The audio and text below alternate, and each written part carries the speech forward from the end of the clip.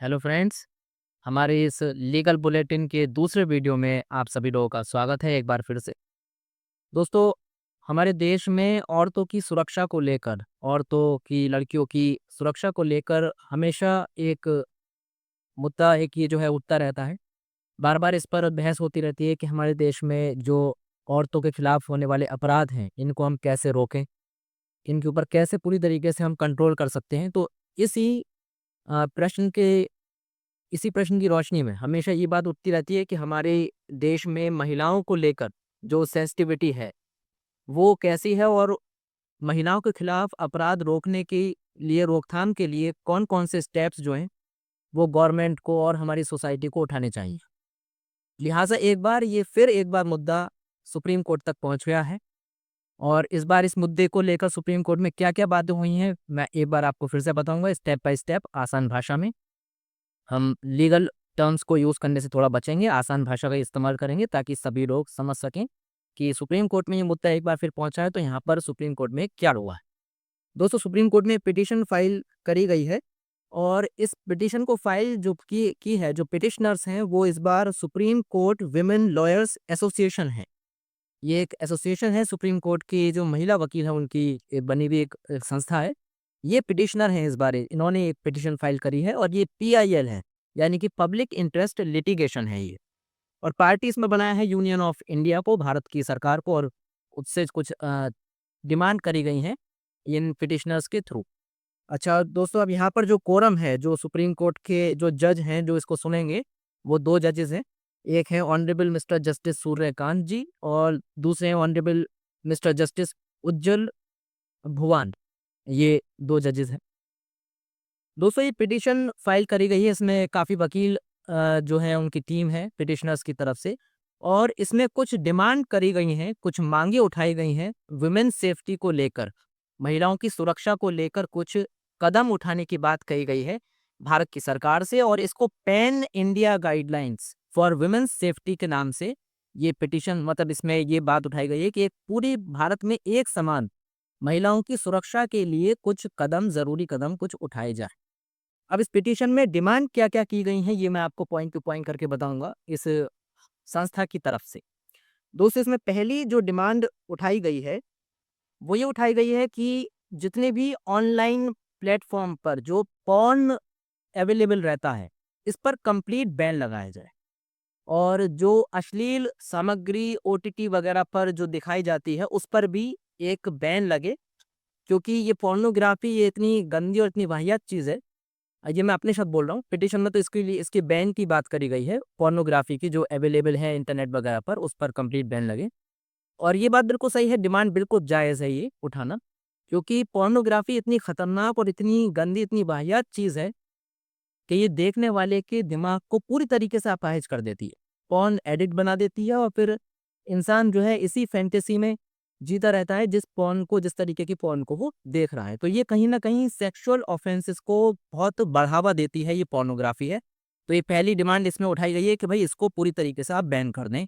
भारत सरकार से ये डिमांड की गई है और ओटीटी का हाल भी मुझसे और आपसे छुपा नहीं है कि किस तरीके की गाली-गलौच वाली सीरीज़, मूवीज़ ओटीटी पर आती हैं, कैसे-कैसे गाने आते हैं जिसमें महिलाओं को ऑब्जेक्टिफ़ाई करा जाता है, एक वस्तु की तरह, सामान की तरह दिखाया जाता है। सभी पिक्चर्स और सभी गानों की बात नहीं कर रहे हैं हम यहाँ पर, लेकिन कुछ हैं ऐसे, और बहुत हिट सीरीज़ हैं ऐसी जिसमें बाकायदा बड़े-बड़े जो एक्टर्स हैं उनको गाली बोलते हुए दिखाया जाता है, गाली माँ बहन की गाली बड़ी आम उसमें और बड़े स्टाइल में बकते हुए दिखाया जाता है, तो ये भी कहीं न कहीं महिलाओं के खिलाफ अपराध को बढ़ावा देती है ये चीज़।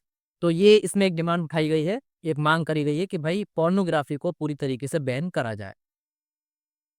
दोस्तों, दूसरी जो इसमें डिमांड उठाई गई है वो बड़ी इंटरेस्टिंग है इस पिटीशन में, पिटिशनर्स की तरफ से, और वो है कि जो सेक्सुअल ऑफेंडर्स हैं, यानी कि ये बलात्कारी जो होते हैं, इनका कैस्ट्रेशन किया जाए। कैस्ट्रेशन क्या है दोस्तों? यानी कि नसबंदी इनकी कर दी जाए, ताकि ये सेक्स करने में पूरी तरीके से जो है वो कैपेबल ही ना रहें, सेक्स ही ना कर सकें। तो जब ये सेक्स ही नहीं कर सकेंगे तो फिर आगे भविष्य में इनका रेप करने के चांसेस बिल्कुल शून्य के बराबर हैं, कम है बिल्कुल। हालाँकि मेडिकली ये डिबेटेबल एक क्वेश्चन है कि कैस्ट्रेशन के बाद क्या आदमी अपनी पूरी सेक्स पावर खो देता है या उसमें बची रहती है? तो इसमें अलग-अलग रिपोर्ट्स हैं। उसमें तो हम नहीं जाएँगे, इसको हम केवल लीगल पॉइंट ऑफ व्यू से ही देखेंगे यहाँ पर।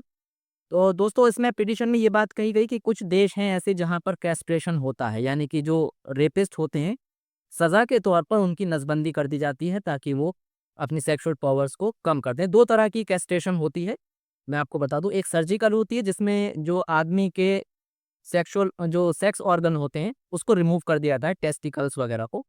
उससे वो अपनी सेक्स पावर को खो देता है या फिर बहुत हद तक कम हो जाती है।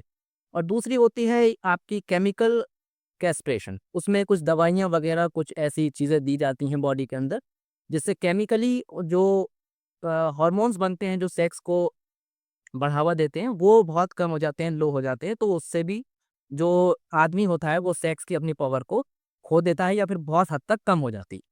तो दूसरी इसमें ये बात करी गई है कि कैस्ट्रेशन करा जाए बलात्कार के गंभीर अपराधियों का, रिपीट ऑफेंडर्स का, ताकि भविष्य में दोबारा वो ऐसा जघन्य अपराध ना कर सके।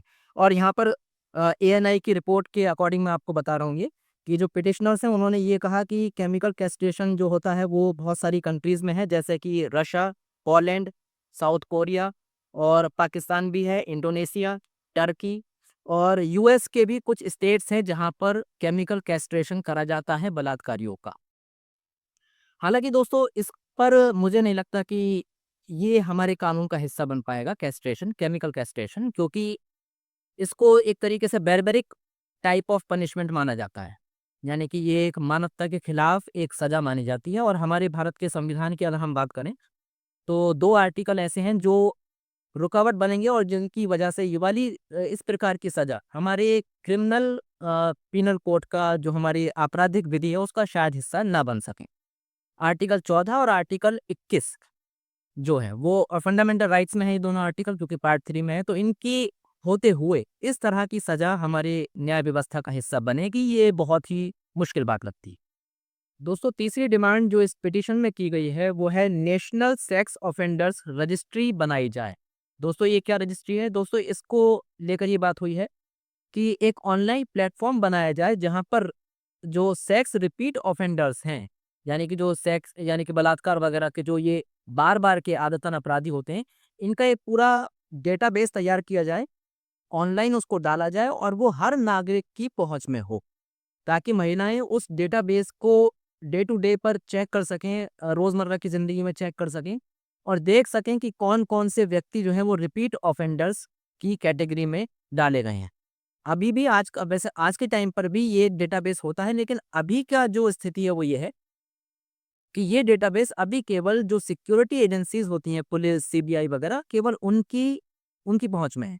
अभी आम नागरिक की पहुँच में ऐसा कोई डेटाबेस नहीं है, जहाँ तक कि मेरी नॉलेज है। तो एक ये नेशनल सेक्स ऑफेंडर्स रजिस्ट्री बनाने की बात की गई है।